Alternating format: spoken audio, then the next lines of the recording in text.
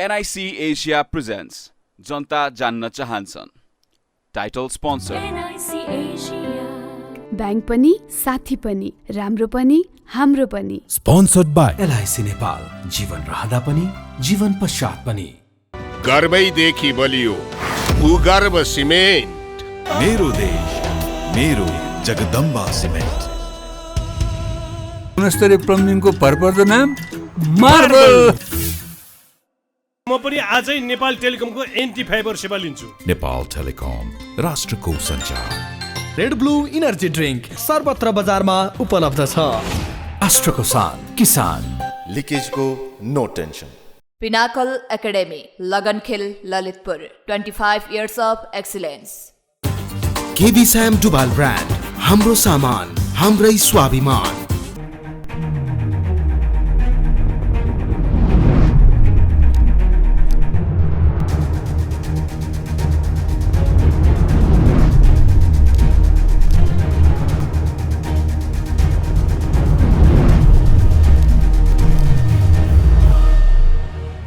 नमस्कार दर्शक, आजको जनता जान्न चाहन्छन् कार्यक्रम हम विशेष प्रस्तुतिका साथ आएका छौँ र आज हाम्रो बीचमा विशेष व्यक्ति हुनुहुन्छ माओवादी केन्द्रका प्रभावशाली नेता वर्षमान पुनसँग आज हामी विशेष रूपमा 5 दलीय गठबन्धनले सिटको बाँडफाँड कसरी गर्दैछ भन्ने बारेमा खुलासा गर्दैछौँ र देशको राजनीति अब गठबन्धनमय बनेको छ र 5 दलीय गठबन्धनका शीर्ष नेताहरू बैठकमा व्यस्त भएका छन् र कार्यदल पनि सिटको बाँडफाँडमा आधारहरू तय गर्दैछ, मापदण्ड बनाउँदैछ।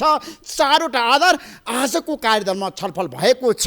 के छ त आधार? आज हामी यस बारेमा विशेषमा खुलासा गर्न चाहन्छौँ र कार्यदलमा बसेर नेताहरूले कुन निर्वाचन क्षेत्रमा कुन पार्टीलाई दिने भन्ने बारेमा छलफल सुरु गरेका छन् र उनीहरूले मापदण्ड कसरी बनाए त, के छ त उनीहरूको मापदण्ड? आज हामी यस बारेमा चर्चा गर्न चाहन्छौँ। 5 दलका शीर्ष नेताहरूले तालमेलको विकल्प छैन भनेर सम्झौता गरे, हस्ताक्षर गरे। त्यसपछि दोस्रोताका नेताहरूलाई जिम्मेवारी दिएका छन् मिलाउनको लागि, तर मिलाउन धेरै गाह्रो छ। सकस छ, महाभारत छ र दलहरूको बीचमा द्वन्द्व र विवाद छ, नभएको होइन। कङ्ग्रेसले 100 सिट मागेको छ, माओवादी केन्द्रले 50 भन्दा बढी मागेको छ, एकीकृत समाजवादीले 35 मागेको छ, जसपाले 20 मागेको छ र राष्ट्रिय जनमोर्चाले 5 मागेको छ। तर सिट सङ्ख्या कति छ? 165 छ, तर कति भइरहेछ? 200 भन्दा नागिसक्यो।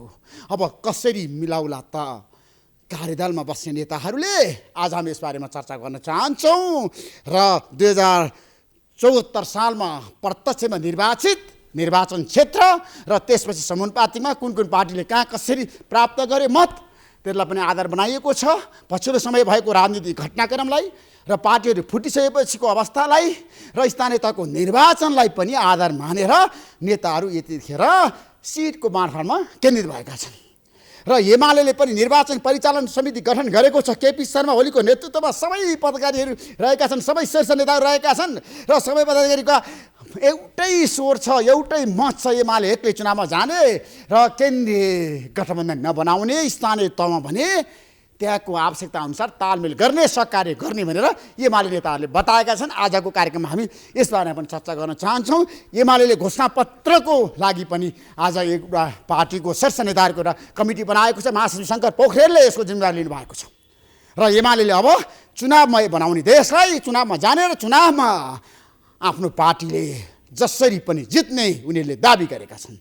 तर कसरी जित्न सक्ला यसपटकको निर्वाचनमा एमालेलाई पनि धेरै गाह्रो छ। फलामको चिउरा चपाए जस्तो गरी एमाले पनि यसपटकको निर्वाचनमा जाँदैछ। त्यसैले 5 दलीय गठबन्धनसँग पनि अन्य दलका नेताहरूले गठबन्धनमा आउनको लागि रुचि देखाएका छन्। डाक्टर बाबुराम भट्टराईले जनता समाजवादी पार्टी खोलेर अब माओवादी केन्द्रसँग सहकार्य गर्ने र प्रचण्ड र बाबुराम भट्टराईको बीचमा आज वार्ता भएको छ। नारायण श्रेष्ठ पनि वार्तामा हुनुहुन्थ्यो र साँच्चीकै समाजवादी केन्द्र बन्न सक्छ। कम्युनिस्ट पार्टीका नेताहरूको बीचमा कङ्ग्रेस बाहेक 4 दलहरू मिलेर जान सक्छन्, अन्य दलहरूको बीचमा सहमति हुन्छ जसमा त्यसमा बाबुराम भट्टराईसँग सहकार्य गर्नको लागि तयार हुन्छ। हामी यसबारे पनि चर्चा गर्न चाहन्छौँ र अन्य दलहरूको पनि कुरा गर्न चाहन्छौँ, लोकसभाको कुरा गर्न चाहन्छौँ, राप्रपाको कुरा गर्न चाहन्छौँ। रापाले पनि भनेको छ अहिलेको अवस्थामा हामी तालमेल गर्छौँ एमालेसँग भनेर राप्रपाका नेताहरूले बताएका छन्। राष्ट्रिय प्रजातन्त्र पार्टीका अध्यक्ष राजनीतिक दल एमाले अध्यक्ष केपी शर्मा ओलीसँग संवादमा हुनुहुन्छ। हामीसँग अन्य धेरै सूचनाहरू छन्। आजको जनता जान्न चाहन्छ कार्यक्रममा कोरोनाको कहरले मुलुकलाई गाँच्दैछ, सङ्क्रमण हत्तै बढेको छ, मृत्युदर पनि बढ्न थाल्यो। आज 5 जनाको मृत्यु भएको छ। त्यसैले हामी सबैले सावधानी अपनाउनै पर्छ र हामी देशभरिको चुनावको मुख्य अवस्थाको बारेमा अब हाम्रो देशमा जसरी 100 दिनपछि आम निर्वाचन हुँदैछ, यो आम निर्वाचनमा अब दलका नेताहरूको लागि चुनौती छ, अवसर पनि छ, समस्या पनि छ। नेताहरू अग्नि परीक्षामा छन्। जनताहरूले यसपटक कुन पार्टीलाई, कस्ता नेतालाई, स्वतन्त्रलाई कसरी जिताएर पठाउला र स्वतन्त्रको कुरा गर्दाखेरि काठमाडौँ महानगरपालिकामा बालेन शाहले जितिसकेपछि धेरैले भनेका थिए अब सबै समस्या समाधान हुन्छ, तर फोहोरको समस्या समाधान भएन। फोहोरको डुङ्गुर छ। काठमाडौँवासीहरू यतिखेर मुख छोपेर हिँडिरहेका छन्। कस्तो अवस्था छ काठमाडौँमा? किन फोहोरको व्यवस्थापन गर्न सकेन सरकारले? काठमाडौँ महानगरपालिकाले समस्या के हो? आज हामी यसबारेमा विशेष रूपमा चर्चा गर्न चाहन्छौँ। गल्ली गल्लीमा फोहोर छ, फोहोरले भरिएको छ। राजधानी, देशको राजधानी काठमाडौँ सहर कुरूप हुँदैछ। हामी यसबारे पनि चर्चा गर्न चाहन्छौँ र हामीसँग अन्य धेरै विषयवस्तु छन्। हामी भ्रष्टाचारको कुरा गर्न चाहन्छौँ। आज यो देशमा किन भ्रष्टाचार भइरहेको छ, किन भ्रष्टाचार बढिरहेको छ, यसको कारण र आधार के हो? जनताका धेरै समस्याहरू छन्। जनताहरूले खानेपानी पाएका छैनन्। स्वास्थ्य क्षेत्रमा त्यस्तै अवस्था छ, शिक्षामा त्यस्तै अवस्था छ, रोजगारीमा त्यस्तै अवस्था छ। जनताहरू ठुलो समस्यामा छन् देशभरिको। आज हामी ताजा अपडेट तपाईँलाई दिनेछौँ। केही समयको विश्रामपछि हामी आउनेछौँ माओवादी केन्द्रका शक्तिशाली नेता पूर्व अर्थमन्त्री वर्षमान पुनको साथमा। प्रतीक्षा गर्नुहोस्, जनता जान्न चाहन्छन् कार्यक्रम हेरिरहनुहोस्। जान्न चाहन्छन् कार्यक्रम हाम्रो बिचमा माओवादी केन्द्रका शक्तिशाली नेता पूर्व अर्थमन्त्री वर्षमान पुन हुनुहुन्छ। पुनजी, तपाईँलाई म जनता जान्न चाहन्छन् कार्यक्रम स्वागत गर्न चाहन्छु। धन्यवाद। यतिखेर तपाईँहरू कालीदलमा बसेर छलफल गरिरहनु भएको छ। सिटको मापदण्ड र बाँडफाँडमा तपाईँहरूको छ नि, के छ भन्नु त मोडालिटी 1, 2, 3 त्यहाँबाट? अहिले हामी दोस्रो बैठक बस्यौँ। पहिलो बैठकबाट कृष्ण सिटौलालाई संयोजक चयन गऱ्यौँ र प्रारम्भिक छलफल गऱ्यौँ। आजको दोस्रो बैठकमा असाध्यै सकारात्मक र सौहार्दपूर्ण रह्यो र यसमा मोटामोटी 3-4वटा जति हामी आधारहरू तय गरेका छौँ। पहिलो, अहिले गठबन्धन दलका प्रतिनिधि सभामा रहेका निर्वाचित हुने तर्फका सांसदहरूको सङ्ख्यालाई आधार बनाउने। त्यसो हुँदा चाहिँ अहिले 88 सिट हामीसँग रहेछ एउटा। दोस्रो चाहिँ 2074 को समानुपातिकको मत पनि हेर्ने। तेस्रो, अहिले 2079 को स्थानीय तहको जनमत पनि हेर्ने र दलहरूका संवेदनशीलताहरू, वरिष्ठ नेताहरू, अरू कतिपय नेताहरूलाई सम्बोधन गर्ने संवेदनशीलता हेरेर तालमेलका सिटहरू टुङ्गो गर्ने, सङ्ख्या निर्धारण गर्ने भनेर मोटामोटी आज समझदारी गरेका छन्। तपाईँले समझदारी गर्नुभयो। अब प्रत्यक्षमा 2074 सालमा माओवादी केन्द्रले 37 सिट जितेको छ, 37 सिट, काङ्ग्रेसले 23 सिट जितेको छ, जसपाले 13 सिट जितेको छ। मसँग तथ्याङ्कहरू छ। त्यसपछि एकीकृत समाजवादीले 13 सिट जितेको छ र जनमोर्चाले 1 सिट जितेको छ। अब तपाईँले छ नि, त्यसमा कङ्ग्रेसले कति सिट पाए त? ठ्याक्कै भन्नुहोस् न। होइन, यसरी गर्दा कङ्ग्रेसलाई त घाटा हुने भयो। 23 सिटमै कङ्ग्रेस जित्नु पर्ने। होइन, बाँकी त 77 सिट बाँकी छ नि त। त्यसमा चाहिँ कसरी कुरा मिल्छ त? ठ्याक्कै 77 सिटमा चाहिँ यो मैले 4 त मोटामोटी आधार बताएँ। यसको आधारमा अहिले निर्वाचित भएका क्षेत्रहरू जो सांसदहरू छ, नेताहरू हुनुहुन्छ, सामान्यतया त्यसलाई एउटा आधार बनाउने। किन गत स्थानीय तहमा पनि के गरेका थियौँ भने जसको पालिका प्रमुख वा अध्यक्ष छ त्यसलाई प्राथमिकता दिने भन्यो र तालमेल गर्दा त्यसैलाई नै दियौँ। झन्डै 99% जसको अध्यक्ष थियो, प्रमुख थियो, उसैले त्यहाँ चाहिँ उम्मेदवारी दिनुभयो, त्यही पार्टीले। तर मान्छे चेन्ज भएका छन्, फेरिएका छन्, सिट सङ्ख्या अथवा पालिकाहरू त्यसैलाई निरन्तरता दियो भने त्यो आधारबाट हेर्दा अहिले 88 सिटमा त्यो पार्टीको प्राथमिकता पाउँछ नै।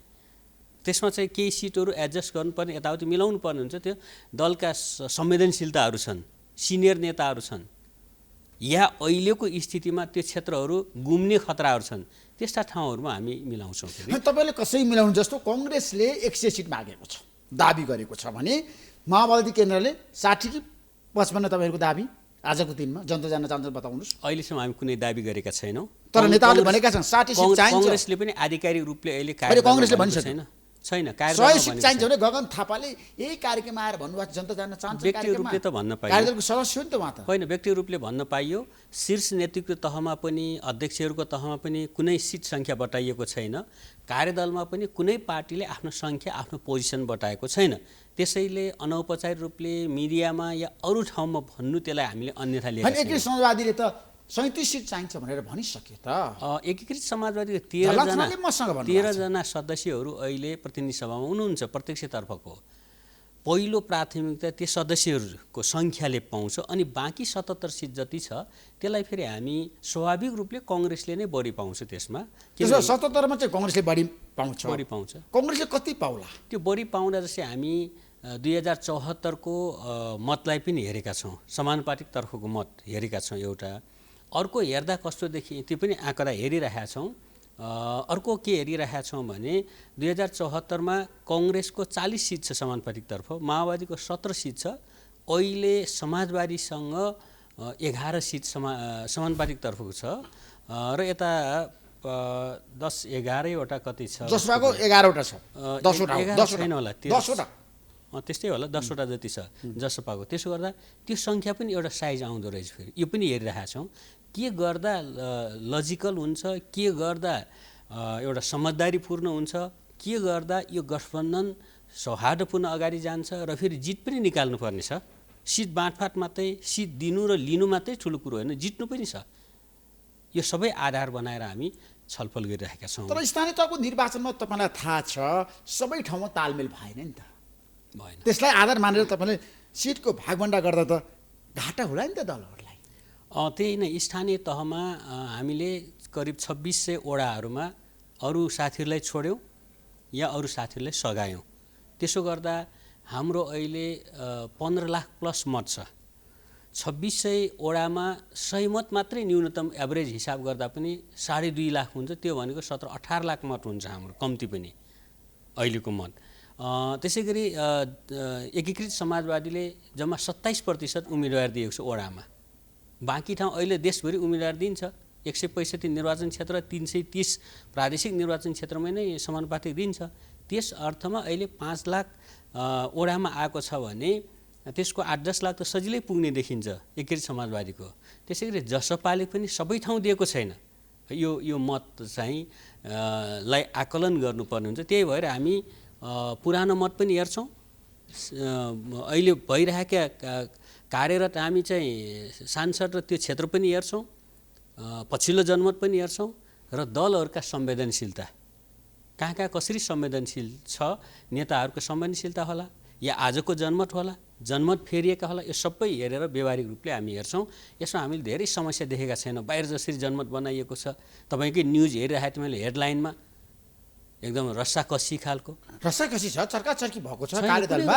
एकदम बरु तपाईँले प्रश्न सोद्धा चाहिँ अलि चर्काचर्की गरिराख्नु भएको छ, मानौ कि तपाईँकै सिट गुम्न ला जस्तै, ऋषि धमालाको कुन चाहिँ कन्स्टिट्युन्सी गुम्दैछ जस्तो गर्नुभएको छ। तर त्यहाँ एकदम क्वाइट कुल माइन्डमा आनन्दसँग यो गठबन्धन टिकाउने भन्ने कुरो भएको छ। हामीले के पनि त्यहाँ सल्लाह गरेका छलफल गरेका छौँ भने यो गठबन्धन आगामी 5 वर्ष जान्छ र हामी के को लागि मत माग्दैछौँ, हाम्रो विदेश नीति के हुन्छ साझा, हाम्रो चाहिँ न्यूनतम आर्थिक नीति के हुन्छ, सुशासनका नीति के हुन्छ, विकासका नीतिहरू के हुन्छन्, अन्य विभिन्न आन्तरिक थुप्रै विषयहरू छन्। त्यो विषयमा हामी एउटा चाहिँ साझा पेपर पनि बनाउँछौँ। घोषणापत्र आफ्ना हुन्छन्, अधिकतम कार्यक्रमका रूपमा हुन्छन्, न्यूनतम हामी सँगै धेरै फरक छ नि कङ्ग्रेस र माओवादी केन्द्रको बिचमा।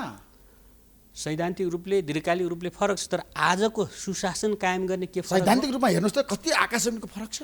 सैद्धान्तिक रूपले दार्शनिक रूपले त फरक छ, तर आजको राजनीति त फरक छैन। आजको राजनीति संविधानलाई चाहिँ बचाउने कुरो छ, लोकतन्त्रलाई सुदृढ गर्ने कुरो छ, सङ्घीयतालाई सुदृढ गर्ने कुरो छ, जनतालाई डेलिभरी गर्नुपर्ने अथवा केही सेवा प्रवाह गर्नुपर्ने छ, विकास गर्नुपर्ने छ, उन्नति गर्नुपर्ने छ, सुशासनको स्थिति कायम गर्नुपर्ने छ। यो कुरो त साझा विषय होइनन्। आजको राजनीति यो होइन। यो विषयमा हामी साझा धारणा बनाउँछौँ र आम मतदातासँग, कङ्ग्रेस मतदाताले पनि हामी यसको लागि मत माग्छौँ। प्रचण्डको टाउको मूल्य तोक्ने शेरबहादुर देउवासँग तपाईँहरूको सहकार्य आजको आवश्यकता हो, बाध्यता हो कि परिस्थितिको उपज हो? बताउनुहोस्। धेरैले भन्न थालेको छ नि त अहिले त। अनि चाहिँ हामी 16 वर्ष पहिले यही साथीहरू होइन, कङ्ग्रेस एमाले सबै मिलेर हामीलाई आतङ्ककारी घोषणा गरेको संसदले। त्यसै गरी हामीले पनि प्रतिवाद गरेको होइन माओवादीले। तर देश त्यसरी अगाडि जाँदैन भनेर दुवै पक्षले आत्मसात गरेर आत्मसमीक्षा गरेर अब देशको समस्या राजतन्त्र हो, एकात्मकता हो, सामन्तवाद हो, यसलाई फेरेर हामी सहकार्य गर्नुपर्छ भनेर आएको होइन र त्यो शान्ति सम्झौता बिर्सिनुभयो के हो त? होइन, शान्ति सम्झौता तपाईँले हस्ताक्षर गर्नुभयो गिरिजाप्रसाद कोइराला र प्रचण्डले। आज गिरिजाप्रसाद कोइराला हाम्रो बिचमा हुनुहुन्न, प्रस्पानपुञ्जी।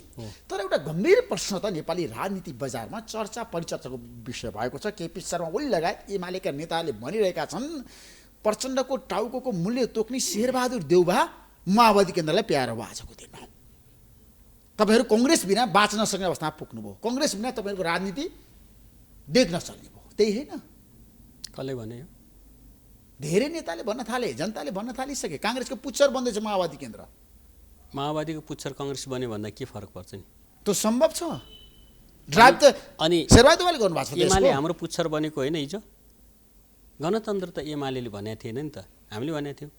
सङ्घीयता हामीले भनेका थियौँ, समावेशता हामीले भनेका थियौँ, धर्मनिरपेक्षता हामीले भनेका थियौँ, सामाजिक न्यायका कुरा हामीले गरेको होइन। यो कुरोमा को आयो? एमाले आएको। हाम्रो पुच्छर भयो यसको अर्थ। त्यसैले पुच्छरको कुरो होइन आजको राजनीति। कसरी राजनीति स्थायित्व कायम गर्ने, देशमा राजनीति स्थायित्व कायम गर्ने, त्यसै विकास गर्ने, समृद्धि गर्ने, सुशासन कायम गर्ने, शिक्षा स्वास्थ्यमा सुधार लिने, हजारौँ लाखौँ युवाहरू विदेशीहरू छ जसलाई देशभित्र नै रोजगारी सिर्जना गर्ने, परिवारसँगै बस्ने अवस्था बनाउने, एउटा सम्मानजनक जीवनयापन गर्न सक्ने हरेक नेपालीको अवस्था बनाउने, यो आजको एजेन्डा होइन। यसमा काङ्ग्रेस र हाम्रो के फरक? एजेन्डा भनेको देश बनाउने नै हो, होइन? देशमा विकास गर्ने, भ्रष्टाचार अन्त्य गर्ने, सुशासन यो कुरा हामीले भन्दा। तर तपाईँले गर्न सक्नुहुन्छ, देश बनाउन सक्नुहुन्छ। सक्छौँ। शेरबहादुर देउवाको नेतृत्वमा देश बन्छ। शेरबहादुर देउवा, कमरेड प्रचण्ड, माधव नेपाल, उपेन्द्रजीहरूको नेतृत्वमा देश बन्छ, अगाडि बढाउँछौँ। जनतालाई विश्वासै छैन अहिलेको पुस्ताले देश बनाउन सक्दैन, उहाँहरू असफल हुनुभयो। धेरैले भन्न थाले वर्षमान पुञ्जी। हामीले विश्वास दिलाउँछौँ, किनभने दलहरूको विकल्प दल हो, दलहरूको नेताहरूको विकल्प नेता हो, रूपान्तरित नेता, सुध्रिएको नेता, जनताको आजको आवाज सुन्न सक्ने नेता, हिजोकै नेता होइन, हिजोकै दल होइन, हिजोकै प्रतिबद्धता होइन। आज 5 वर्षमा धेरै कुरा बदलिएको छ। बागमतीमा धेरै पानी बगेको छ, कर्णालीमा या कोशीमा या चाहिँ नारायणीमा धेरै पानी बगेको छ। हामीलाई थाहा छ 5-5 वर्षमा नयाँ जेनेरेसन आउँछ, लाखौँ लाख नयाँ युवा आउँछ, यो थाहा छ। यसलाई सम्बोधन गर्ने गरी हामी पुरानो जेनेरेसन र युवाहरू मिलाएर हामी उम्मेदवारी प्रस्तुत गर्छौँ, विजयी हुन्छौँ। पुरानो र नयाँ जेनेरेसनलाई सँगसँगै हातेमालो गरेर देशको विकास गर्ने वातावरण बनाउँछौँ।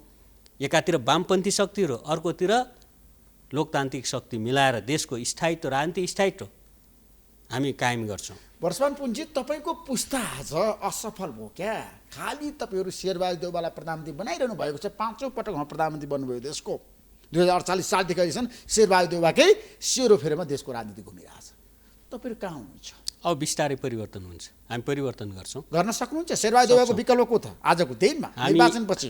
होइन, हामी चाहिँ अहिले युवाहरूलाई धेरैभन्दा धेरै हामी निर्वाचनमा उतार्दैछौँ, गठबन्धन दलले पनि माओवादीले पनि, जसबाट आजका युवाहरूको भावना त्यो स्वतन्त्रतिर, कुनै व्यक्तितिर होइन, युवाहरू यही पार्टीहरूभित्रै परिवर्तन चाहेका छन्। र हिजो युवाहरूले राजनीति फोहोरी खेल भन्ने युवाहरू आज 101 युवाहरू राजनीतिमा आइरहेको छ। यो असाध्यै राम्रो कुरो, असाध्यै राम्रो कि राजनीतिलाई सफा गर्न, राजनीतिलाई जनसेवाको रूपमा अगाडि बढाउन, राजनीतिलाई एउटा भिजनसहित अगाडि बढाउन, राजनीतिलाई समर्पणको रूपमा अगाडि बढाउनको लागि युवा पुस्ता आएको छ। यो असाध्यै सकारात्मक कुरा। यसले हामी सबै पार्टीका नेताहरू, पुरानो पुस्ता, बिचको पुस्ता, सबै युवा पुस्ता सबैलाई पनि घचघच्याएको छ, सचेत बनाएको छ। जनताले खोजेका छैनन्, तर नेतृत्वको विकल्प खोजिसके जनता। निश्चय पनि एउटा प्रक्रियाले देश बनाउँदैन, आइसक्यो सर्वे। पुरानो जेनेरेसनले, पुरानो जेनेरेसनले राजनीतिक परिवर्तन गर्यो, त्याग गर्यो, बलिदान गर्यो, देशलाई अगाडि बढाएन उनीहरूले।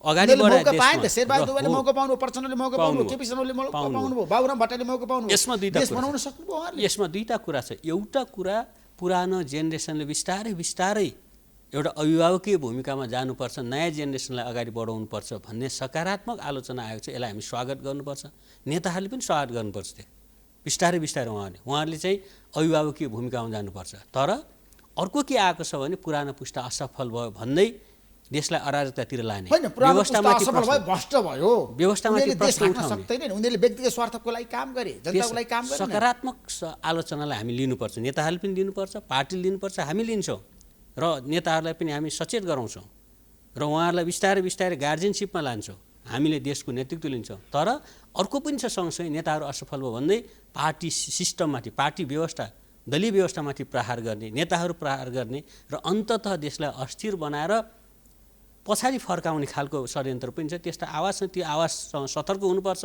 तर सकारात्मक आवाज जनताको आवाज युवाहरूको आवाज सुन्नुपर्छ त्यो नेताहरूले पनि सुन्नुपर्छ हामी पनि सुन्छौँ होइन गणतन्त्रको विकल्प जनताले खोज्न थालिसके तपाईँ त गणतन्त्र ल्याएको नेता हो नि त गणतन्त्रको लागि तपाईँले सङ्घर्ष गरेको नेता गणतन्त्रको विकल्प जनताले खोजेको छैन गणतन्त्रमा जनताले के पाए संहितामा जनताले होइन होइन त्यसो राजा लिएर आउने लोकतान्त्रिक गणतन्त्र नेताहरूको लागि आयो जनताहरूको लागि त आएन राजा लिएर आउने त्यसो भए चुन्नै नपर्ने छान्नै नपर्ने पुष्ट्याउने रूपले कोही जनताको छोरा त्यहाँ जान नपाउने ल्याउन खोज्या या कोही सैनिक तानाशाही ल्याउन खोज्या या कुनै त्यस्तो प्रकारको निर्वाचित अधिनायकत्व लिन खोज्या युवाहरूले जनताले त्यो होइन जनताले नेताहरूलाई खबरदारी गरेको छ यसलाई हामी सकारात्मक रूपले लिनुपर्छ नेताहरू बारम्बार परीक्षामा जानुपर्छ नेतामा लोकतान्त्रिक अभ्यासमा 5-5 वर्षमा जनतामा जाने हो जनताले यतिखेरै हो चाहिँ आफ्नो चाहिँ शक्ति प्रयोग गर्ने कि असल नेताहरूलाई निर्वाचित गर्नुहोस् युवा नेताहरूलाई निर्वाचित गर्नुहोस् पुराना पुस्ताका नेताहरूलाई पनि राम्रा नेतालाई निर्वाचित गर्नुहोस् त्यो हो नि त लोकतन्त्र भनेको यो होइन त्यस अर्थमा जनताले योभन्दा बाहिर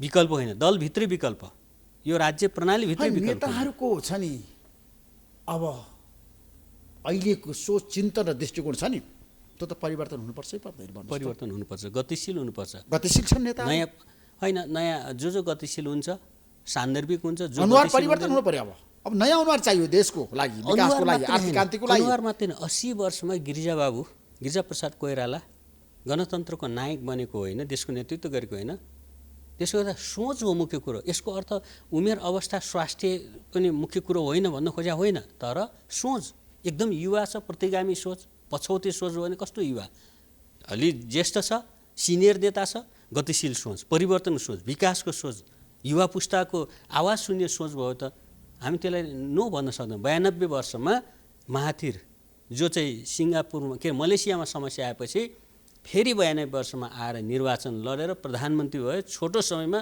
देशलाई लिकुवानले बनाए सिङ्गापुर हामी कहाँ त्यस्तो नेता छ लिकुवान युको त बरु चाहिँ युवा अवस्थामा हो हैन त्यसैगरी सिङ्गापुर बनाउने जस्तो नेता चाहियो क्या नेपालमा चाहिन्छ र अहिले यही सङ्घर्षबाट जनताको बिचमा परीक्षाबाटै पैदा हुने हो अलग्गै कुनै अर्को कुनै ग्रहबाट आउने होइन यही नेपालीकै बिचबाट नेपाली जनताकै बिचबाट यही हामीसँग भएका नेताहरूलाई छान्दै परीक्षण गर्दै प्रेरित गर्दै पनि आलोचित गर्दै पनि पैदा गर्ने हो त्यो अलग्गै छुट्टै चिज हुँदैन लोकतान्त्रिक व्यवस्था भनेको हेर्दा चाहिँ भयङ्कर के लाग्दैन नेताहरू जनता जस्तै जनताकै छोराछोरी हो नेताहरू पनि जनताकै आवाज बोल्ने हो त्यो अदृश्य त्यहाँ दरबारमा बसेर नदेखिने होइन जनताको लागि काम गरेनन् नि नेताहरूले व्यक्तिगत स्वार्थ कोसिस भइरहेछ यही त भन्दैछु जनताको लागि काम नगर्नेलाई 5-5 वर्ष परीक्षा गर्नुहोस् किन निर्वाचित गर्नुहुन्छ त्यस्तालाई फेरि यदि हो विलासी जीवन बिताए नेताहरूले हो त्यस्ता कुरा कसलाई लाग्छ त्यस्ता नेता त्यसलाई त जनताले छानी हराए भयो नि त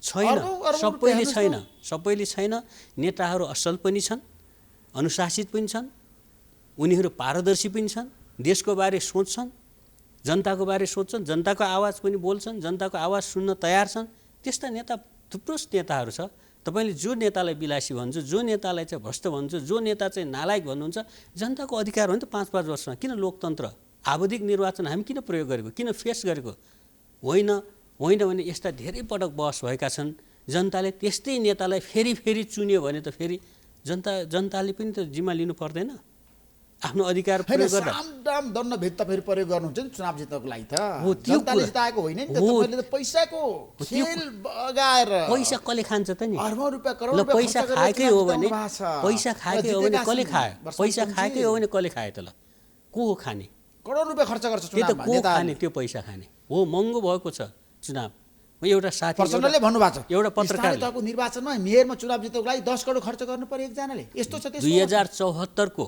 निर्वाचनमा एकजना प्रतिष्ठित पत्रकारले मलाई के भन्थे हामीलाई जहिले पनि के भन्थे नेताहरूले भोट किन्ने जनतालाई भ्रष्ट बनाए भ्रष्ट संस्कृतिको विकास गरे, प्रेरित गरे भनेर भन्नुहुन्थ्यो। एकपल्ट उहाँ 74को निर्वाचन आफै निर्वाचन क्षेत्रमा घुमेर आइसकेपछि उहाँले के देख्नुभएको छ भने युवा क्लबले पैसा माग्छ थारै, आमा समूहले पैसा माग्छ, अर्को समूहले पैसा माग्छ, अनि चाहिँ हामीसँग यति भोट छ भन्दा त नेताहरू होइन, हामी जनता मतदाता पो करप्ट भएछौँ त। पैसा मागिसकेपछि ऋणदान गरेर दिनु पर्यो चुनाव जित्नलाई, अनि पछि के गर्छ? करप्सन गर्छ, या चाहिँ कसैसँग चन्दा माग्छ, चन्दा मागेको मान्छेको काम गर्नुपर्ने, जनता काम गर्दैन तिनीहरू भन्दा जनतैको तहबाट सुधार्नु पर्यो भने त्यो साथीले पत्रकारले सिनियर पत्रकारले लेख लेख्नुभयो। तपाईँले विचार गर्नुहोस्, त्यसो हुँदा मैले जनतालाई आलोचना गरिरहेको छैन, मतदातालाई गरिरहेको छैन। होइन, तपाईँले पैसा बाँड्नुहुन्छ नि त जनताको बिचमा गएर, मलाई मतदान गर्नुहोस्, भोट दिनुहोस्, पैसा लिनुहोस्। हो, त्यसैले यो एकदम महँगो गलत कदम हो नि त। एकदम गलत हो। निर्वाचन ऐन अनुसार पनि गलत हो, मर्यादाको हिसाबले पनि गलत। निर्वाचन प्रणाली अब हामीले खर्चिलो भयो भनेर बहस गर्नुपर्छ। हो, सबैले एकदम ठिक ठाउँमा आउनु ऋषिजी। त्यसैले अहिले सबै नेताहरू आत्तिएका छन् निर्वाचनमा। खर्च कहाँ ल्याउने, कहाँबाट जुटाउने पैसा? करोडौँ रुपियाँ खर्च गर्नुपर्छ चुनाव जित्नको लागि। कि चाहिँ उद्योगी व्यवसाय पुँजीपतिहरूसँग पैसा माग्नुपर्छ, भोलि उनको काम गर्नुपर्छ, कि चाहिँ घर खेत अलि सम्पत्ति भएको हाल्नुपर्छ, ऊ चाहिँ केही पनि रहँदैन, के गर्छ? कि अर्को सत्तामा जान्छ, पैसा जम्मा गर्छ, भ्रष्टाचार गरेर या विभिन्न अनियमित गरेर अनि भोलि चुनाव लड्छ भने। त्यसैले यो असाध्यै अस्वस्थ, अमर्यादित भयो, खर्चिलो भयो। र हामीले भनेको थियौँ माओवादीले प्रत्यक्ष निर्वाचित कार्यकारी या राष्ट्रपति गरौँ, पूर्ण समानुपातिक गरौँ भन्दा किन खर्च? र सांसदबाट मन्त्री नभए विज्ञहरूबाट मन्त्री बनाऊ। त्यसो गरेर मन्त्री नहुने सांसदले किन खर्च गर्छ? अहिले त मन्त्री हुनलाई, त्यसको लागि अलिअलि कमाउनुको लागि होइन, मन्त्री बन्नको लागि जति पनि पैसा खर्च गर्नेहरू छन्। हो, त्यही भएर अब करोड रुपियाँ दिने छैन, उद्योगपति व्यापारीहरू आइसक्यो अब चुनावमा प्रत्यक्ष रूपमा जाने भनेर। हो, त्यसैले प्रतिस्पर्धा गर्न तपाईँहरूसँग पहिलो हुने निर्वाचित हुने तर्फबाट आएका संसदलाई पूर्ण समानुपातिक बनाउने, त्यसमा पैसा जरुरी पर्दैन, दलले चाहिँ विचार राजनीति लिएर जान्छ, अनि त्यसले विधि विधान बनाउँछ र त्यसबाट मन्त्री हुन नदिने। मन्त्री कोही हुन इच्छुक नेता बाहिर बस्छ या विज्ञहरू बाहिर बस्छ, राष्ट्रपति प्रत्यक्ष निर्वाचित हुन्छ, विज्ञहरूको क्याबिनेट बन्छ, अनि पैसा किन चाहियो? प्रत्यक्ष राष्ट्रपति सिस्टम नेपालमा चाहिन्छ भने चाहिन्छ। हामीले हिजो भन्यौँ, आज कङ्ग्रेसका नेताहरू, एमालेका नेताहरू, आम जनताले अप्रत्यक्षमा जानुपर्छ भने चाहिँ आजै त सम्भव छैन। तर अब यो निर्वाचनमा यो पनि एक खालको जनमत हुन्छ। आगामी निर्वाचनमा यो बहसको विषय बन्छ। प्रत्यक्ष निर्वाचित राष्ट्रपति आवश्यकता छ यो देशको लागि, विकासको लागि। र यो सबै निर्वाचनका व्यथितिहरू रोक्नको लागि पूर्ण समानुपातिक निर्वाचन प्रणाली जानुपर्छ र संसद सदस्य, सांसदहरू मन्त्री नहुने व्यवस्था गर्नुपर्छ। संविधान संशोधन गरेर सांसदलाई मन्त्री बन्न दिने, कानुन बनाउने जिम्मेवारी मात्र दिने हो, नीति निर्माता मात्रै। नीति निर्माता विकासको काम दिनदिनै काम प्रदेश सरकारले त्यस्तो होला र वर्षमा पुँजी गर्नुपर्छ। त्यसो गर्यो भने मात्रै राजनीतिमा शुद्धिकरण हुन्छ। नेताहरू सत्ताको लागि, पैसाको लागि जे पनि गर्न तयार छन्। सबै नेताहरू छैन। त्यो तपाईँले एउटै सबै पत्रकार भन्यो भने तपाईँलाई अन्याय हुन्छ। के गर्छ पत्रकार चाहिँ? दसैँ आएपछि, तिहार आएपछि नेतालाई तर्साउने, मन्त्रीलाई तर्साउने, अघिपछि त्यस्तो सबै पत्रकार छैन नि। फेरि प्रतिष्ठित पत्रकार छ, अनुशासित पत्रकार छ, व्यावसायिक पत्रकार छ, सबै एउटै खाल्डोमा। पत्रकारको नम्समा नबस्ने पत्रकारको कुरो र नम्समा बस्ने पत्रकार एउटै होइन। नेताको नम्समा मर्यादामा बस्ने नेता र मर्यादा नबस्ने नेता एकै ठाउँ एउटै बास्केटमा हाल्नु भने त्यो अन्याय हुन्छ। हामी त पारदर्शी, हाम्रो सम्पत्ति विवरण हरेक वर्ष हामी अख्तियार को लागि चाहिँ के अरे उसले चाहिँ हाम्रो हरेक निकायहरूले हेर्छ। अख्तियारदेखि लगाएर विभिन्न निकायले आफ्ना पार्टीहरूमा अनुशासनको निम्ति त्यहाँ हामी सम्पत्ति विवरण दिइरहेका हुन्छौँ। जनताले तपाईँहरू जस्तो मिडियाले हरेक स्टेप हेरिरहेको हुन्छ। त्यसै गरी हामी 5-5 वर्षमा जनतामा जान्छौँ, हाम्रो सम्पत्ति, हाम्रो व्यवहार, हाम्रो सबै चिज हेरिरहेको हुन्छ। हामी त सिसाको घरमा बसेका हुन्छ नेताहरू। खास नेता पारदर्शी र इमान्दार छन् हाम्रो देशमा। त्यही त देखिरहेछ कि पारदर्शी घरमा छ, कमजोरी गर्नेको देखिरहेछ, कमजोरी नगर्ने मान्छे पारदर्शी चारैतिर हेर्नुहोस् केही पनि देखिरहेको छैन, शुद्ध सफा पनि देखिरहेछ। तर यहाँ समस्या के हो भने सबैलाई एउटै टोकरीमा हालेर समस्या भइरहेछ। सबै नेता एकै खाल छैन। त्यसमा आगामी निर्वाचनपछि प्रधानमन्त्री शेरबहादुर देउवा कि प्रचण्ड, तपाईँहरूको बिचमा एउटा सम्झौता र समझदारी बन्नुपर्छ भनेर झलनाथ खनालले भन्नुभएको छ। सबै पदको भागभण्डा हुनुपर्छ निर्वाचन अघि नै। प्रधानमन्त्री, सभामुख, राष्ट्रिय सभा अध्यक्ष सबैको त्यो एजेन्डामा पुगेका छैनौँ। त्यो एजेन्डामा तपाईँ छलफलमा बस्नु भएको छैन। अहिले हामी पहिले प्रधानमन्त्री टुङ्गो गरेर, सभामुख या राष्ट्रपति टुङ्गो गरेर चुनावमा जाँदै छैनौँ। अहिले हामी प्रतिनिधि सभाको निर्वाचनलाई सिटहरू बाँडफाँड गर्दैछौँ।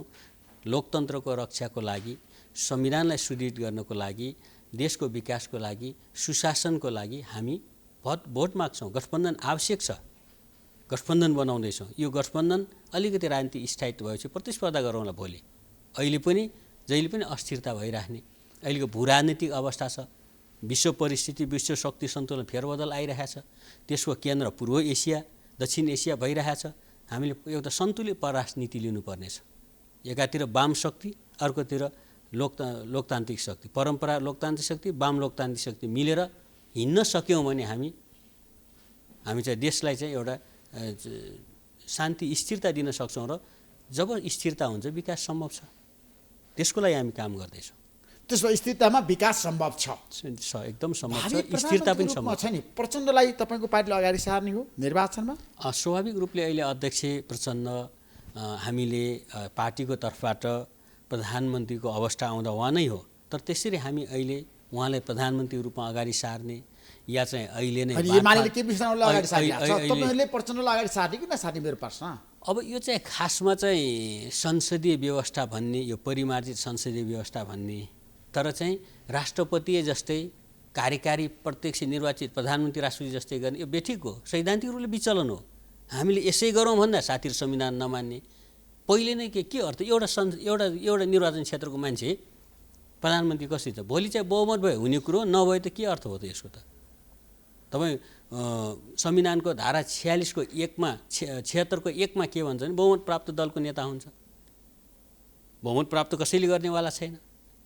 अनि दोस्रोमा के भन्छ, 2 अथवा 2 भन्दा बढी दलको चाहिँ विश्वास प्राप्त गरेको दल नेता भन्छ। त्यो विश्वास प्राप्त अहिले एमाले गर्ने अवस्था छैन, ओलीजीलाई सारे पनि नसारे पनि। त्यसपछि जान्छ ठुलो दल पनि एमाले हुनेवाला छैन, ओलीजी त हुँदै हुनुहुन्न। त्यसपछि असफल भएपछि बल्ल कुनै दलको नेता, दल नेता होइन, कुनै सांसद प्रधानमन्त्री उम्मेदवार हुन्छ। त्यसको लागि प्रधानमन्त्री उम्मेदवार त हामी जति भोलि जान्छौँ 165 जनै र बाँकी समानुपातिक 275 जनै प्रधानमन्त्री हुन योग्य हुन्छ, प्रधानमन्त्रीको उम्मेदवार हुन्छन्। तर प्रचण्डलाई चाहिँ प्रधानमन्त्री बनाउनुपर्छ भन्ने प्रस्ताव त छ नि तपाईँको पार्टीको निर्वाचनपछि? होइन, हाम्रो पार्टीको छ, कांग्रेस साथीहरू भनिराख्नु भएको छ, कांग्रेसका नेताहरूले पनि भनेका छन् भावी प्रधानमन्त्री प्रचण्ड हो। कुनै न कुनै रूपमा चाहिँ होइन, हामी मिलेरै जानुपर्छ, त्यो सबैले स्वीकार गर्छ। निर्वाचनपछि प्रचण्ड प्रधानमन्त्री बन्न सक्ने सम्भावना छ? किन नहुने, पर्याप्त सम्भावना छ। बेला एमालेका साथीहरू अफर गर्नुहुन्छ, सँगै जाउँ, प्रधानमन्त्री तपाईँहरू हुनुहोस्, आलो पालो गरौँ। पहिलो कार्यकाल विगतमा गल्ती हो, प्रत्यक्ष अप्रत्यक्ष भन्नुहुन्छ उहाँहरूले। यो त भोलि नै खण्डन गर्नुहुन्छ होला पक्का पनि उहाँहरू, तर भित्र त्यही भन्नुहुन्छ। तर मैले अहिले उहाँहरूको कुनै आलोचना गर्ने पक्षमा छैन। अहिले हाम्रो एमालेसँग तालमेल गर्नुपर्छ भनेर भित्रभित्रै वार्ता गर्ने नेता होइन भने बाहिर चर्चा भयो नि त पछिल्लो समय? होइन, वार्ता कुरा राजनीतिक कुरा गर्न मिल्दैन। तपाईँ कति नेताहरूसँग दिनदिनै संवाद गर्नुहुन्छ, त्यसै तपाईँको के हो त धार? हामी नेताहरू कुरा दिनदिनै हाउस भेट हुन्छ, कुनै कार्यक्रममा भेट हुन्छ। निवासमा गएर वार्ता गर्नु पर्यो, कुराकानी गर्नु पर्यो। मैले गरेको छैन। गठबन्धनको लागि मैले भनेको छैन। सैद्धान्तिक रूपले वामहरू कुनै बेला एक ठाउँमा जान्छन्। हिजो गएका थिए, पार्टी एकता गरे, के आश्चर्य विषय भयो र? लुकाएर गर्ने विषय होइन। सम्भव छ कम्युनिस्टहरू एक हुन सक्छन्? राजनीति लुकाएर गर्ने होइन, भनेरै गर्ने हो। आज सम्भव छैन, हिजो सम्भव थियो। पार्टी एकता गर्यो। ओलीजीको अहङ्कारले, ओलीजीको बेठिक सोचले, उहाँको दक्षिणपन्थी यात्राले सम्भव भएन। आज पनि त्यो कहीँ पनि स्वीकार्नु भएको छैन, गल्ती भयो। 2 सरकार, उहाँ प्रधानमन्त्री गुम्यो, आत्मालोचना छैन। उहाँ पार्टीको पहिलो अध्यक्ष, नेकपा फुट्यो, उहाँलाई कुनै अफसोस छैन। 6वटा प्रदेशमा सरकार थियो, एब्सोल्युट मेजोरिटीको, उहाँले कुनै अफसोस छैन। यस्तो अवस्थामा एकता तालमेल अहिले सम्भव छैन, आज सम्भव छैन। यसको अर्थ भोलि कहिल्यै हुँदैन भनेको होइन। एउटै विचार राजनीति निकटता भएकाहरू उहाँहरूको सुधार हुँदै जाँदा निकटता बढ्न सक्छ, तर आज त्यो सम्भव छैन। आज तपाईँहरू चुनावमा मिलेर जान सक्नुहुन्न? आज सम्भव छैन। वाम गठबन्धन बन्दैन? वाम गठबन्धन त हामी छ होइन, एमाले सहितको वाम गठबन्धनको कुरा गरेको मैले वर्षमान पुञ्जी। एमालेलाई आजको राजनीतिमा हामीले वाम मानेका छैनौँ। एमाले कम्युनिस्ट पार्टी होइन, नाम त राख्नु भएको छ, त्यो चाहिँ उहाँहरूको यात्रा दक्षिण यात्रा हो, दक्षिणपन्थी यात्रा हो। सङ्घीयताको विरोध गर्नुहुन्छ, समावेशताको विरोध गर्नुहुन्छ, आजको परिवर्तनको विरोध गर्नुहुन्छ, धर्मनिरपेक्षता विरोध गरेर हिँड्नु भएको छ, आजको संविधानले स्थापना गरेको कुराहरू विरोध गरेर हिँड्नु भएको छ भने उहाँ यो कोणमा वाम भन्न सकिने ठाउँमा हुनुहुन्न। राजनीतिक रूपले आजको राजनीतिमा समग्रमा उहाँ चाहिँ प्रगतिशील खालको वाम खालको सोचहरू छन्। अब तपाईँ भविष्य भएको युवा नेता, माओवादी केन्द्रको भन्छु, एकदम प्रभावशाली नेता, मलाई के बताउनुहोस् भन्दाखेरि यदि चुनावमा जाँदाखेरि तपाईँहरू छ नि एउटा सम्झौता गर्नुभयो, तालमेल भयो, कुरा मिल्यो कङ्ग्रेससँग त 5 दल एक भएर चुनावमा जान्छ भन्ने तपाईँको अनुमान छ? अनुमान होइन कि मिलेर जान्छ। मिलेर जान्छ? त्यसमा सकस आउँदैन, समस्या आउँदैन, टुटफुट हुँदैन? किन हुनु पर्यो? होइन, सिटको बाँडफाँडो कुरा मिलेर भने कङ्ग्रेसले 100 सिट मागिरहेको छ, तपाईँले 100 सिट दिन सक्नु भएन भने त्यहाँ होइन, उहाँहरूले समस्या आउँछ। त्यति त आउँछ है, ठ्याक्कै आउँदैन। यो गठबन्धन तलमाथि हुँदै हुँदैन। कार्यदलमा को छ यो काङ्ग्रेसबाट? कृष्णप्रसाद सिटौला, गगन थापा, गगन ज्ञानेन्द्रबहादुर कार्की। गगन थापा कुन प्यानलबाट लड्नु भयो? शेखर कोइराला प्यानलबाट हो। अनि सिटौला हिजो उहाँ अलग्गै धार शेरबहादुर देउवाको पक्षमा गइसक्नुभयो कृष्णप्रसाद सिटौला। तर उहाँको अलग्गै सानो धार थियो हिजो।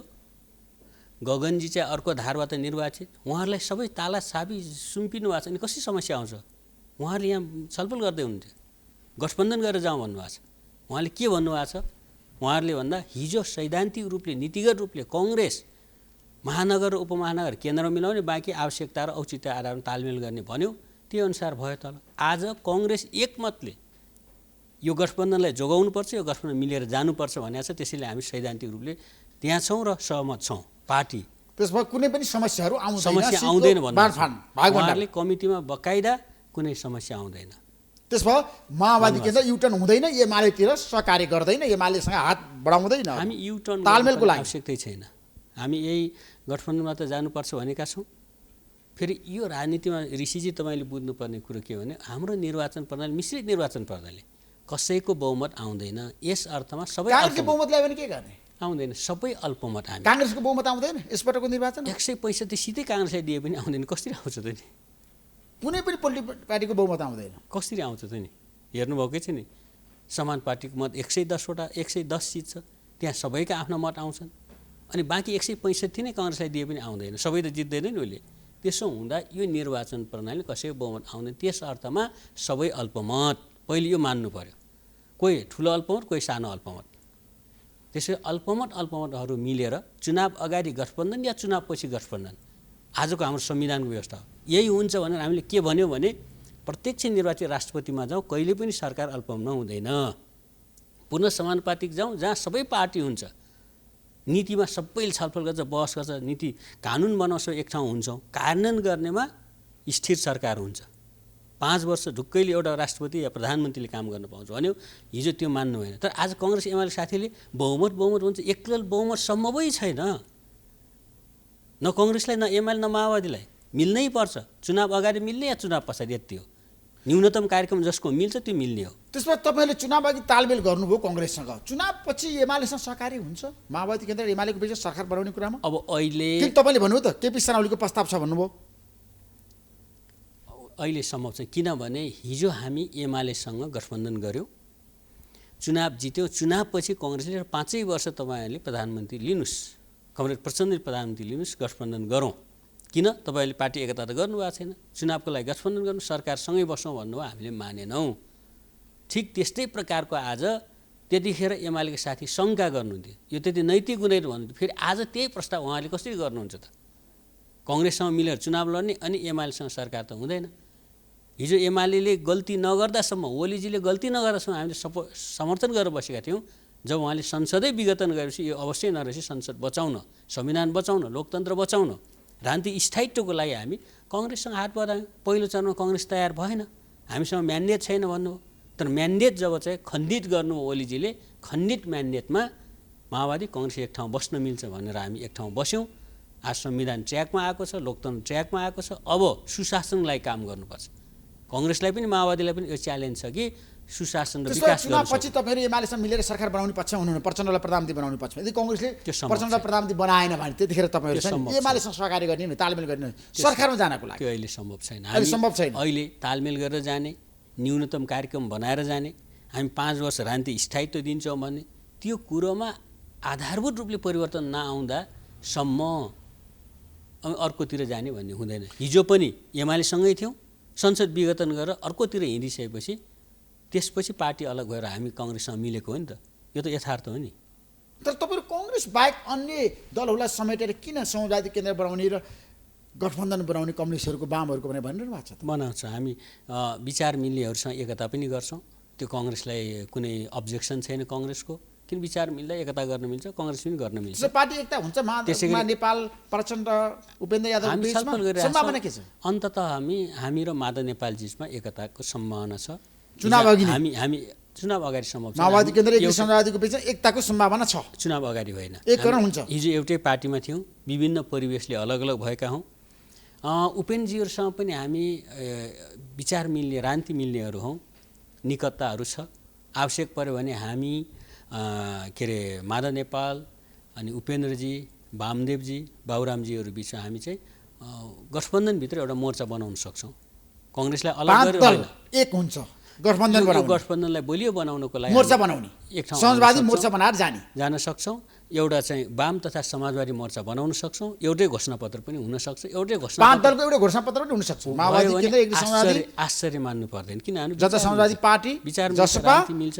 राष्ट्रिय जनमोर्चा पनि रहन सक्छ। बाबुराम भट्टराई राष्ट्रिय जनमोर्चा तपाईँहरूको कुरा मिलेको हो। आज वार्ता भयो प्रचण्ड र उहाँको भएको छ, सकारात्मक रूपले सँगै जाउँ भन्ने खालको भएको छ। त्यसो गर्दा हामी विचार मिल्नेहरूको एउटै घोषणापत्र भयो भने आश्चर्य मान्नु हुँदैन।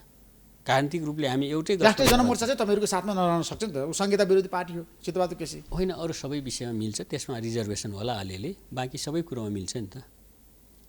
वामदेव गौतम पनि तपाईँहरूकै मोर्चामा हुनुहुन्छ। कुरा भएको छ, सँगै बसौँ भन्नुभएको छ, त्यसलाई सकारात्मक रूपले लिएका छौँ। माओवादी, एकीकृत समाजवादी, जसपा चाहिँ हामी धेरै चरणको कुरा छ र निकटता छ, तर अरू साथीहरू पनि यसमा घोषणापत्रमा एउटै हुन्छ तपाईँहरूको चुनावमा जाँदाखेरि? बढी सम्भावना छ। चुनाव चिन्ह पनि एउटै हुन्छ कि? चुनाव चिन्ह अब सम्भावना छैन, किनभने कि पार्टी एकतामा जानु पर्यो। एकता नगर्दासम्म समानुपातिक मतको लागि देशव्यापी रूपमा सङ्गठन गर्ने, राजनीति लाने, आफ्नो मत सुरक्षित गर्न, समानुपातिकतर्फ मत सुरक्षित गर्नलाई सबै पार्टीले उम्मेदवार दिन राम्रो भन्ने सबै साथीहरूको भनाइ आयो, त्यो ठिकै पनि लाग्यो। अब चुनाव लागेको छ होइन, तपाईँले टिकटको बाँडफाँडमा अब कति दिनभित्र टुङ्ग्याउनुहुन्छ? ठ्याक्कै भन्नुहोस्, 5 दलीय गठबन्धन ठ्याक्कै। हामीलाई यो श्रावणको अन्तिमसम्म मात्रै म्यान्डेट छ र शीर्ष नेतृत्व तहसम्म गर्दा भदौको पहिलो हप्ता हामी ठाकठुक सबै टुङ्गाउँछौँ। भदौको पहिलो हप्ता सिटको बाँडफाँड हुन्छ, टिकट पाउँछन् सबैले? सिट ठाउँहरू निश्चित हुन्छ। दलले त फेरि आफ्नो प्रोसेस गर्छ नि त। कुन दल चाहिँ कहिले टुङ्गो लगाउँछ? दल ठ्याक्कै अब दसैँ पछि कि दसैँ अघि? दसैँ अगाडि टुङ्गाउनु पर्छ। दसैँ अगाडि? दसैँ पछि त नोमिनेसनै छ। त्यसो भए दसैँमा घर जाँदाखेरि सबैले टिकट लिएर जान्छन् अब यसपटक? जान्छ। त्यसकै लागि तपाईँहरू गृह कार्यमा हुनुहुन्छ? निश्चय। कङ्ग्रेसभित्रको शेखर कोइराला समूहले पनि ठाउँ पाउँछ यसपटक? अब अहिले काङ्ग्रेसमा कार्यदलमा चाहिँ गगनजी बसिराख्नु भएको छ। दारूपन्नी लिएर हामी जिस्काउँछौँ, तपाईँ त बाहिर के विद्रोह गर्छौँ, दुनियाँ गर्छौँ भन्नुहुन्छ, यहाँ दारूपन्नी लिएर बाँड्नुहोस् बरु कतै, कङ्ग्रेसलाई पनि अरूलाई पनि भनेर जिस्काउँछौँ। र त्यस्तो ठाउँमा प्रधानमन्त्रीले, सभापतिले विश्वास गरेर राखिसकेपछि पक्का पनि उहाँ त्यो संवेदनशीलता सम्बोधन भयो जस्तो लाग्छ। अर्कोतिर हामी पनि प्रधानमन्त्रीलाई दिइरहेका सुझाव तपाईँभित्रका सबैलाई समेट्नुहोस् है, र हामीले कहाँनिर चाहिँ तपाईँहरूको संवेदनशीलता हेर्ने हामी हेर्न तयार छौँ, तर आफ्नो टिमलाई सम्हाल्नुहोस् भनेका छौँ। सम्हाल्ने मुडमा हुनुहुन्छ प्रधानमन्त्री। होइन, माओवादी तपाईँहरूले शक्तिशाली बनाउनुपर्छ, जनतामा आधारित पार्टी बनाउनुपर्छ भनेर भनिरहँदाखेरि आज पार्टीको संरचना बनेन, प्रचण्ड बाहेक कसैले जिम्मेवारी पाएनन्। कस्तो पार्टी भन्यो? महाधिवेशन भएको 6 महिना 7 महिना 8 महिना बित्दा पनि हामीसँग तपाईँहरू सबभन्दा तल सेल कमिटी संरचना किन बन्न सकेन? हामीसँग 8 लाख पार्टी सदस्य छ, कमिटीबद्ध छ, वडा कमिटीहरू छ, अनि चाहिँ गाउँ नगरपालिकाहरू छ, जिल्ला छ, प्रदेश छ, इन्ट्याक्ट छ, सबै छ, केन्द्रीय समिति छ, स्थायी कमिटी छ। मात्रै हाम्रो पदाधिकारी पूर्णता पाएको छैन। पाएको छ 15 जना छ, केही बाँकी छ र हामी काम गरिरहेका छौँ। अध्यक्ष र वरिष्ठ उपाध्यक्ष छ, बाँकी पदाधिकारी हामी छलफल गर्छौँ। यसले गर्दा कुनै काम रोकिएको छैन। काम त रोकियो, खोइ त जिम्मेवारी तपाईँलाई वर्तमान पुनको पार्टीमा के छ भूमिका मलाई बताउनुहोस् त। म पार्टी कार्यालयको इन्चार्ज छु, कार्यदलमा छु, अरू विभिन्न फ्र्याक्सनहरू हेर्छु, विभिन्न चाहिँ विभागहरू हेर्छु, अर्थ योजना विभाग मैले हेरिरहेको छु, थुप्रो जिम्मेवारी छ। अनि महासचिव चाहिँ को बन्दैछ तपाईँको पार्टीभित्र? अहिले त्यस्तो ठुलो विवाद छैन, बहस पनि छैन। जनार्दन शर्मा कि वर्षमान पुन? जनता जान्न चाहन्छन् बताउनु, तपाईँहरूको बिचमा कुरा मिलेको छ? हामी दुईजनालाई, अध्यक्षलाई हामी आफै कुरो गरेर पार्टीलाई गति दिउँ, अगाडि बढाउँ। दुईजना मध्ये जसलाई बनाउनुहुन्छ हामी काम गर्छौँ। होइन, तपाईँ र जनार्दन शर्माको बिच एउटा सहमति भएको हो कि होइन? किनभने अर्थमन्त्री जनार्दन शर्मा बन्नुभयो फेरि दोस्रो पटक, तपाईँले उहाँलाई साथ दिनुभयो र उहाँको पक्षमा तपाईँले बोल्नु भएको थियो, उहाँले राजीनामा दिएकै दिन तपाईँले भन्नुभएको थियो उहाँ निर्दोष हुनुहुन्छ र अर्थमन्त्री बनेर फेरि आउनुहुन्छ भन्नुभएको थियो तपाईँले। निश्चय त्यो कुरा त भयो, तर आज तपाईँलाई महासचिव बनाउन जनार्दन शर्मा तयार हुनुहुन्छ? ठ्याक्कै भन्नुहोस्। दुवैजना बसेर हामी छलफल गऱ्यौँ र दुवैको दाबी रह्यो अनि हामी छलफल गरेर ल जसलाई महासचिवको जिम्मा आउँछ अध्यक्ष या अरू लिडरहरूले मिलेर काम गर्ने भन्ने समझदारी बनायो। अध्यक्षलाई पनि भन्यो, कमिटीमा पनि हामी सबै लिडरलाई भनेका छौँ हामी कुनै विवादमा छैनौँ, प्रतिस्पर्धामा छैनौँ। तपाईँहरूको बिचमा द्वन्द्व झगडा विवाद छैन? छैन। महासचिव को बन्ने भन्ने बारेमा छैन। प्रचण्डले जसलाई बनाए तपाईहरु मान्नुहुन्छ? हामी मान्छौँ र पार्टी हामी कुनै बेला हाम्रो पार्टी युद्धमा थियो, शान्तिमा आयो, पहिलो पार्टी थियो, सँगै काम गऱ्यौँ, असाध्यै जोखिम शान्ति प्रक्रिया काम हामी सँगै बसेर काम गऱ्यौँ। त्यसै गरी त्यसपछिका पार्टीका असाध्यै उचार चढावहरू भयो, पार्टी टुटफुट भयो, सँगै बस्यौँ हामी, अध्यक्षलाई साथ दियौँ र अहिले हामीले प्रतिस्पर्धी जस्तो बनायो परिस्थितिले, समयक्रमले हामी त्यसरी अनावश्यक प्रतिस्पर्धामा छैनौँ। आकाङ्क्षा राख्नु स्वाभाविक हो। तपाईहरु तीनजना आज प्रतिस्पर्धा हुनुहुन्छ कि शक्ति बस्से, जनार्दन शर्मा र वर्षमान पुनको बीच एकता छ? सहकारी हुन्छ? बकाइदा छ। हामी हाम्रो पुस्तामा हामी युद्धमा पनि सहकारी गऱ्यौँ, शान्तिमा पनि गऱ्यौँ, पार्टी टुटफुट हुन पनि हामी एकै ठाउँ बस्यौँ, अध्यक्षलाई सहयोग गऱ्यौँ। आज पनि पार्टी निर्माण गर्ने, फेरि पनि कम्युनिस्ट पार्टीहरूमा, वाम पार्टीहरूमा नम्बर 1 पार्टी बनाउन हामीसँग एजेन्डा छ, कार्यकर्ता छ, जनमत छ। हामी फेरि अगाडि लानलाई माओवादी केन्द्र दोस्रो पार्टी बन्छ निर्वाचनपछि? हामी दोस्रो बनाउने काम गर्दैछौँ। बन्छ एमाले दोस्रो पार्टी बन्दैन? गाह्रो छ, गाह्रो छ, निकै गाह्रो। त्यसो कांग्रेसपछि एमाले बन्न सक्दैन, आउँदैन, एमाले बन्दैन। प्रत्यक्षतर्फ निकै कम सिट आउँछ, तेस्रोमा जान्छ। एमाले तेस्रो पार्टी हुन्छ, हामी दोस्रो हुन्छौँ। माओवादी केन्द्र दोस्रो पार्टी हुन्छ, दोस्रो पार्टी हुन्छ। त्यसो भए चुनावमा तपाईहरुको एजेन्डा के हुन्छ जान जाँदै? चुनावमा हाम्रो एजेन्डा विकास हुन्छ, समृद्धि हुन्छ, सुशासन हुन्छ। भ्रष्टाचार रहित समाज निर्माण गर्न सक्नुहुन्छ? निश्चय पनि, निश्चय पनि। त्यसै भ्रष्टाचार रहित मात्रै होइन कि विकास पनि सँगसँगै जानुपर्छ। विकासको प्रतिफल गरिब विपन्न जनता ग्रामीण इलाकामा जानुपर्छ, सहरी विपन्न वर्गमा जानुपर्छ र त्यसलाई हामी सामाजिक न्याय भन्छौँ। नाफा केही मान्छे, उत्पादन त्यसबाट भएको आर्थिक वृद्धि केही मान्छेको हातमा मात्रै होइन, आम जनताकोमा न्यायचित ढङ्गले वितरण गर्ने व्यवस्था गर्छौँ। त्यो हाम्रो एजेन्डा हो। त्यसो भए मलाई ठ्याक्कै बताउनु, नागरिकता विधेयक अहिलेसम्म राष्ट्रपति लाल मोहर लगाउनु भएन? हामीलाई के विश्वास 12 दिन भइसक्यो वर्षमान पुञ्जी संसदले पारित गरेको। पास भएको 15 दिनभित्र गर्ने छ, अझै समय छ। यद्यपि अहिलेसम्म आइसक्नु पर्थ्यो। यो चाहिँ स्याल कराउनु र बाख्रा हराउनु अथवा चितुवा कराउनु र बाख्रा हराउनु जस्तो भइरहेको छ। संसदमा चाहिँ अमुक पार्टीले चाहिँ यसको विपक्षमा मत दिने, अडान लिने अनि राष्ट्रपतिले रोक्ने हुँदा राम्रो भएको छैन। राष्ट्रपति सम्मानित संस्था हो, व्यक्ति होइन, कुनै पृष्ठभूमिमा हामीले हेर्दैनौँ, सम्मान साथ हेर्छौँ। राष्ट्रपतिजीले यसलाई छिटै चाहिँ प्रमाणित गरेर पठाउनुहुन्छ भने हाम्रो विश्वास। तपाईँलाई विश्वास छ राष्ट्रपति प्रमाणीकरण गर्नुहुन्छ? गर्नुहुन्छ। यदि गर्नु भएन भने के हुन्छ? संसदमा पठाइदिनु राम्रो देखिँदैन। किन भन्दा उहाँ नै हो, अमुक पार्टी, अमुक नेता, अमुक प्रधानमन्त्रीले राति 12 बजे कुनै प्रस्ताव लाँदा 1 बजे चाहिँ प्रमाणित गरेर निर्देशन जारी गरे, सूचना जारी गरेको पनि अस्ति भर्खरै इतिहास छ नि। त्यसो गर्दा हामी सम्मानित राष्ट्रपतिलाई हामी सम्मान गर्छौँ, त्यो संस्थाको मर्यादा राख्छौँ र राष्ट्रपतिले पनि त्यो मर्यादा कायम गर्नुहुन्छ भन्ने हाम्रो विश्वास हो। अब निष्कर्षमा पुगौँ। चाइनाको दबावमा कम्युनिस्टहरू एक हुन सक्छ नेपालमा? चीनको त प्रभाव बढ्यो नि। नारायण खड्का 3 दिन भ्रमण सकेर आउनु भएको छ, परराष्ट्र मन्त्री। उहाँले भन्नुभएको छ चीन भ्रमण अत्यन्त फलदायी भयो। चीन हाम्रो छिमेकी हो, असल मित्र हो। चीन र भारतसँगको सन्तुलन बिना नेपालको स्थिरता सम्भव छैन, विकास सम्भव छैन। हामी सन्तुलित र असंलग्न परराष्ट्र नीति हाम्रो संविधानले दिशानिर्देश गरेछ। त्यसमा यो सरकार अविचलित छ, दृढ छ, त्यही अनुसार अगाडि जान्छ र कसै कुनै देशको प्रभावले कम्युनिस्टहरू कसैको दबाव अहिलेसम्म आफ्नै राजनीति, आफ्नै नीतिले, आफ्नै जनताको विश्वासमा कम्युनिस्ट पार्टी बाँचेको छ, चलेको छ। कांग्रेस पनि हामी त्यसै गरेको छ भन्ने विश्वास गर्छौँ।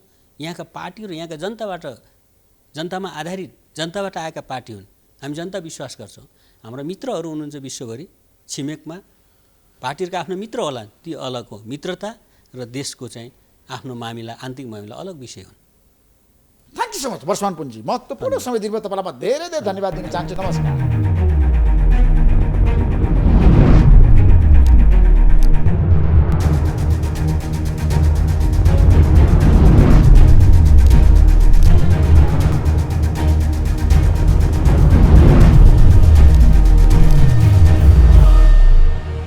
NIC Asia presents जनता जान्न चाहन्छन् title sponsor NIC Asia. Bank पनि साथी पनि राम्रो पनि हाम्रो पनि स्पोन्सर्ड बाई LIC नेपाल, जीवन रहँदा पनि जीवन पश्चात पनि। गर्वैदेखि बलियो भूगर्भ सिमेन्ट। मेरो देश मेरो जगदम्बा सिमेन्ट। गुणस्तरीय प्लम्बिङको भरपर्दो नाम मार्बल। म पनि आजै नेपाल टेलिकमको एन्टी फाइबर सेवा लिन्छु। नेपाल टेलिकम, राष्ट्रको सञ्चार। रेड ब्लू इनर्जी ड्रिङ्क सर्वत्र बजारमा उपलब्ध छ। अस्ट्रोकोसान किसान। लिकेजको no tension. Pinnacle academy Lagankhel Lalitpur 25 years of excellence. KB Shyam डुबाल ब्रान्ड, हाम्रो सामान हाम्रै स्वाभिमान।